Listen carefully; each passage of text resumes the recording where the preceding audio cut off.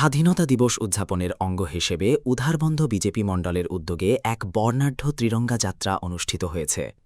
বৃহস্পতিবার সকাল 8:30টায় উধারবন্দের বিধায়ক রাজদীপ গোয়ালা ও দলীয় কর্মী সমর্থকদের স্বতঃস্ফূর্ত অংশগ্রহণে এই কর্মসূচি শুরু হয়। প্রথমে মাতৃভাষা ঐক্যমঞ্চের শহীদ বেদিতে পুষ্পার্ঘ্য অর্পণ করে অমর শহীদদের প্রতি শ্রদ্ধা নিবেদন করা হয়। এরপর একটি সুসজ্জিত তেরাঙ্গা যাত্রা উধারবন্দের প্রধান প্রধান সড়কগুলি পরিক্রমা করে দিঘির পাড়ে অবস্থিত বীর টিকেন্দ্রজিতের মূর্তিতে মাল্যদানের মাধ্যমে সমাপ্ত হয়।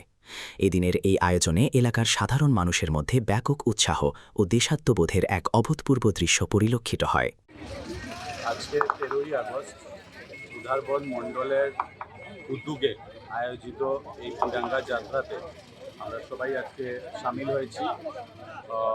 আগামী 15 তারিখ আপনারা জানেন সবাই কি স্বাধীনতা দিবস, 80তম স্বাধীনতা দিবস উপলক্ষে আমাদের প্রধানমন্ত্রী নরেন্দ্র মোদীজি উনি আমাদেরকে নির্দেশ দিয়েছেন সবাইকে, বিশেষ করে আপনারা দেখছেন প্রশাসন বলুন বা সাধারণ নাগরিকরা সবাই মিলে এই ধরনের তিরঙ্গা যাত্রা বিভিন্ন গ্রামাঞ্চল, বিভিন্ন শহর অঞ্চল সব জায়গাতেই আমরা এই তিরঙ্গা যাত্রার মাধ্যমে জনগণকে আমাদের বিশেষ করে যারা আমাদের দেশের স্বাধীনতার জন্য মা ভারতীর সেবার জন্য যারা বলিদান করেছেন, ত্যাগ করেছেন, যারা শহীদ হয়েছে উনাদেরকে শ্রদ্ধাঞ্জলি জ্ঞাপন করার জন্য আজকে এই তিরঙ্গা যাত্রা আমরা এই উধারবন্দ মণ্ডলে আয়োজন করা হয়েছে। আমরা সবাই এখানে উপস্থিত হয়েছি, আমাদের উধারবন্দ মণ্ডলের সভাপতি উমাশঙ্কর ভট্টাচার্য মহাশয় সহ আমাদের প্রত্যেক স্তরের ভারতীয় জনতা পার্টির কার্যকর্তারা, বুথ শক্তি কেন্দ্র, গাঁও পঞ্চায়েতের যারা প্রতিনিধিরা আছেন, জেলা পরিষদের সদস্যরা আছেন,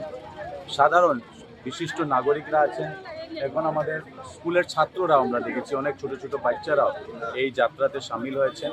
এটার মূল উদ্দেশ্য হচ্ছে আমাদের যারা দেশের জন্য যারা ত্যাগ বলিদান শহীদ হয়েছেন ওনাদেরকে শ্রদ্ধা নিবেদন করা এবং ওনাদের যে আদর্শ, ওনাদের আদর্শকে অনুসরণ করে আমরা কিভাবে আমরা নিজেকে মা ভারতীর সেবায়, ভারতবর্ষের সেবায় আমরা নিয়োজিত করতে পারি এবং আমাদের দেশকে, ভারতবর্ষকে বিশ্বের সর্বস্ত স্থানে আমরা কিভাবে প্রতিষ্ঠিত হিসাবে দেখতে পারি।